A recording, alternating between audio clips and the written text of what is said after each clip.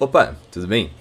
Então, só um pequeno disclaimer aqui no começo que a minha voz vai estar uma merda no episódio de hoje, mas vem por causa de problemas de saúde que eu tive noite passada. Eu não vou ter outro momento para poder gravar esse roteiro, então ela vai ir assim mesmo. Bom dia. Por algum motivo que eu não sei explicar, desde criança os card games sempre foram incríveis na minha cabeça. Pode ser porque os desenhos que eu assistia tinha muito a ver com isso, tipo Yu-Gi-Oh!, Dinossauro Rei, Chaotic, etc, né? Durante toda a minha infância eu brincava de jogar card game, porque como era de se esperar eu era uma criança estúpida que não fazia a mínima ideia de como jogar nenhum deles que não fosse Super Trunfo ou Uno. E mesmo que eu soubesse as regras de Yu-Gi-Oh!, não acontecia muito mais do que eu baixar um bicho, bater no coleguinha e esperar ele me bater de volta, né? Mas com o passar do tempo isso foi mudando, e é sobre isso que a gente vai conversar hoje.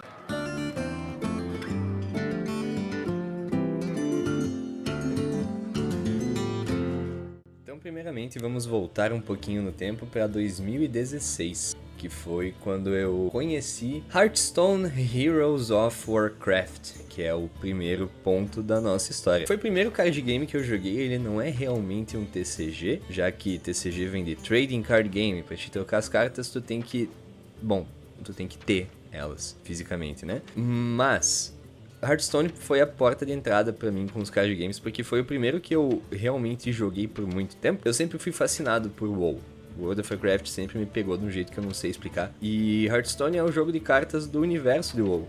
E puta que pariu, como eu joguei isso aqui. E antes que vocês me perguntem, Loktar senhores. E quem discorda tá errado. Bom, eu joguei Hearthstone por muito tempo mesmo, e eu realmente me dedicava pra melhorar no jogo, e eu me divertia muito nesse processo, mas às vezes era meio solitário, sabe? Porque fora 2, 3 amigos que começaram a jogaram por um mês e pararam, eu não tinha ninguém pra realmente conversar sobre o jogo, mas até era tudo normal, porque era o que tinha, né? Era o jeito que eu tava acostumado a jogar. E cara, como aquela época do Hearthstone foi legal. Puta merda, eu não sei se é um pouco do saudosismo de ser um pré-adolescente / adolescente que não tinha muito o que fazer da vida, então podia de fato dedicar tempo pra estudar o jogo, pra ver expansão, pra testar deck, coisa, mas que época boa, cara, meu Deus.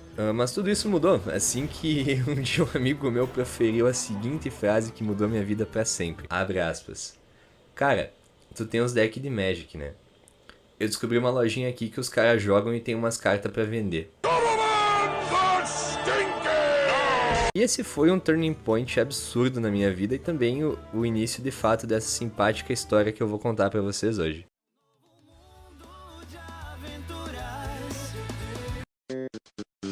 Indo pra essa tal loja, ela era mais um lugar onde o pessoal se reunia pra jogar mesmo. A ideia desse vídeo não é exatamente contar toda a trajetória do que aconteceu, nos mínimos detalhes de como foi, mas esse foi o início de várias amizades que eu fiz por causa do Magic e que elas perduram até hoje e são muito importantes pra mim. A gente vai falar um pouquinho sobre isso, e elas vieram principalmente pelo Commander. Inclusive, se alguém quiser um top X decks de Commander que eu já montei, top 5, top 10, deixei que eu faço. Eu tô me coçando pra fazer faz um tempo, eu só preciso de uma desculpa boa o suficiente pra isso. E o Commander, ele foi um ponto de ancoragem aqui por muito tempo. Agora, pra quem não conhece o Magic, vai aqui uma breve explicação do que se trata o Commander. Commander, ele é um formato de jogo em que o teu deck ele é composto por 100 cartas, sendo que dessas 100 cartas, uma delas é o teu comandante. O WhatsApp apitando, puta que pariu. WhatsApp pra mim é viado. Uma dessas cartas é o teu comandante. Então, geralmente, tu vai montar o deck em volta do comandante que tu escolher, pra ter alguma sinergia com a habilidade dele, ou pra ser engraçado mesmo, o que também é muito bom. E outra limitação legal é que no Magic regular, tipo formatos 1 contra 1, 60 cartas, tu pode rodar 4 cópias de cada carta. No Commander tu só pode ter uma de cada. Então isso é um ponto legal pra te montar o deck, pra testar também. Por que eu disse formato regular 1 contra 1? Porque Commander tu joga uma mesa composta por 4 pessoas, todo mundo contra todo mundo. É uma pauleira desenfreada. É assim, papo de roteiro de casos de família. Tem traição, tem porrada, tem reconciliação, tem abraço. O pessoal sai magoado, o pessoal se bate. É legal, é muito legal. Até que em certo ponto começaram a ter formatos competitivos também, como foi o caso do Pauper e do Pioneer. Nesse caso, o competitivo sim é o Magic entre muitas aspas regular, 1 contra 1, jogando o torneio. O Pauper, ele é um formato onde só valem cartas comuns. Então, entre muitas aspas, muitas aspas mesmo, o power level dele é um pouquinho mais baixo, então são jogos mais legais de jogar. E o Pioneer, que eu não vou saber exatamente desde quando as cartas são válidas. Ai, tu não se prestou a pesquisar? Não me prestei. Opa, luvas do futuro aqui. Eu gastei 3 segundos da minha vida e eu fui pesquisar. O Pioneer, ele conta cartas de retorno de Ravnica em diante. Então essa é meio que a limitação dele. Questão de raridade e coisa, ele não é limitado. Gosto muito de Pioneer, joguei por um bom tempo, mas assim que foi caminhando o cenário de Magic aqui, né?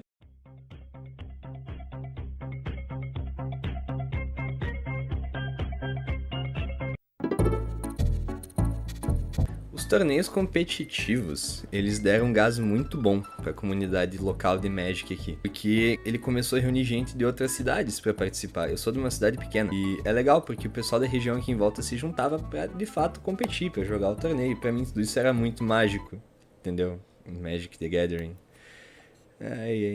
Não dá. Tu clica assim, tu fala, nossa, o cara vai melhorar, né? As piadas e tal, não vai. Agora falando sério, eu sempre achei muito massa o conceito de cada pessoa ter o seu deck. Pra mim era meio Yu-Gi-Oh, sabe? Mesmo que algumas pessoas tivessem o mesmo, ver como o torneio vai se desenrolando e cada adversário é uma situação à parte é muito legal. Eu sempre tive, ainda tenho, um problema, entre muitas aspas, preferi jogar com decks meus em vez de jogar com decks realmente fortes, o que me rendeu momentos incríveis ao longo desses anos jogando. Por exemplo, vamos lá, no Magic, as criaturas têm uma média de poder e resistência entre 2 e 4, sabe? Então, tipo, um bicho com 4 de ataque já é um bicho forte. Conforme o jogo vai desenrolando, tu consegue botar criaturas mais fortes na mesa, mas no começo do jogo não vai ser nada muito absurdo, né? E o que deixa marcado na minha memória, o fatídico dia em que um torneio de Pioneer, eu consegui colocar um bicho 12/12 no terceiro turno na mesa.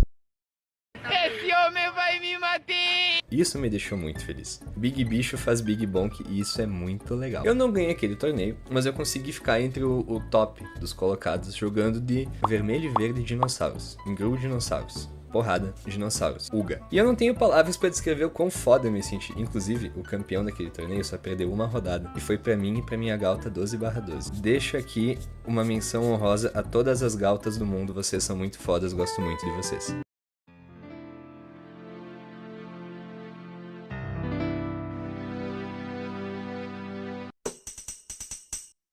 Claro. Eu gosto de jogar com os decks que eu invento, mas eu também gosto de ganhar, mesmo que isso não aconteça com muita frequência. Então, com o tempo, eu passei a tentar montar decks um pouco mais fortes. E deixo aqui um espacinho pra mim comentar sobre o Mono Green Devotion, que é um deck muito foda e que eu joguei com ele por 1 ano ou 2, eu acho, alguma coisa assim. E, meu Deus, cara. Que deck bom. Eu performei legal com ele por bastante tempo. Então, de fato, o aprendizado com o deck e a experiência foi fazendo diferença. Claro, eu sinto que algumas partidas eu perdia por causa do azar que é intrínseco a card games, né? Mas no Magic ele parece que é muito mais punitivo. O fato de tu comprar só terreno e não conseguir se defender. Ou de tu tá na frente, não comprar terreno e não conseguir desenvolver o jogo. É muito triste, cara. Então, isso foi meio que me dando uma desanimada. Para o power creep que o jogo foi ganhando. O que é natural de card games e não tem discussão. Ah, tá chorando pra power creep? Não tô, mas eu não gosto. Não sou obrigado a nada também. Mas sei lá, parece que com o tempo, o jogo foi perdendo o fator de ser um bom player importa, ter uma boa noção de deck building importa, e ele virou tipo, quem tem as melhores cartas ganha, porque as cartas sozinhas fazem muito. Daí tu pode falar também, é só tu usar as cartas mais fortes, que daí tu ganha também. E sim, pode ser que seja, mas não é isso que eu gosto. Então, de novo, não é chorar pra power creep. Porque no fim do dia eu vou continuar gostando de fazer maluquice com papelões brilhantes e colecionáveis. Mas eu vou passar a evitar esse tipo de coisa, porque, de novo, não é o tipo de experiência que eu busco enquanto eu jogo um jogo de carta. Mas ao mesmo tempo ela me desestimula um pouco de tentar continuar. É um ciclo complicado.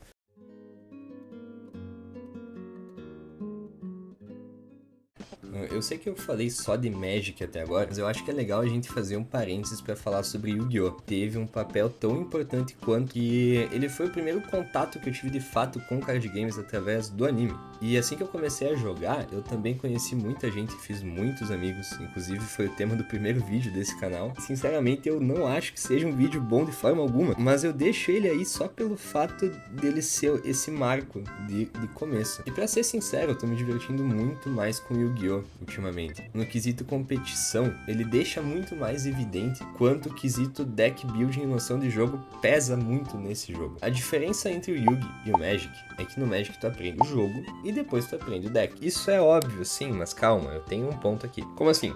Tu aprende que tu compra a cartinha do turno.